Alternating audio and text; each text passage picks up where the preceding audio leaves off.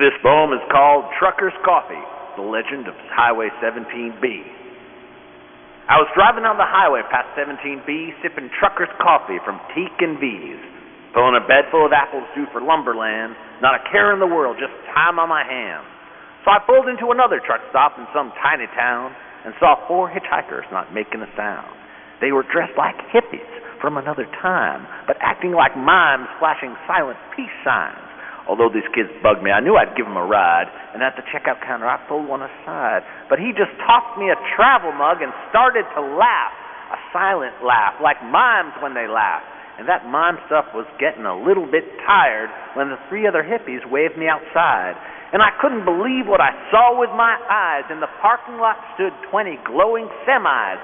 It was a hippie truck convention, all crazy with lights, swirling all around like biology slides. All the kids were so silent, they made not a sound, even as the semis all bounced up and down.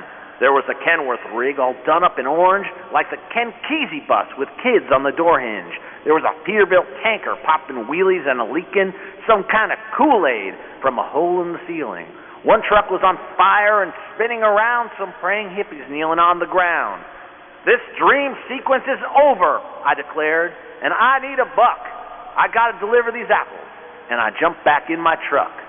I was deadheading back down Highway 17, thinking about the hippies and the stuff I'd just seen. Back to Teak and V's just to have another cup, and I told them about the truck stop just a few miles up.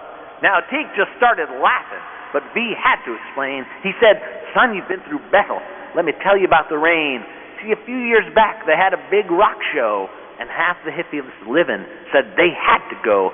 Some say something slipped into our water supply, and every now and then when our well gets dry, we might get a taste of some hippie brew. But it's in the well water, and there's nothing to do. So it gets in our coffee, and every couple of nights, you might see a mirage or run a red light." "So that was just a dream?" I said, disbelieving. "What about this travel mug I pulled out from my sleeve?" "Oh, that's your souvenir," he said with a grin.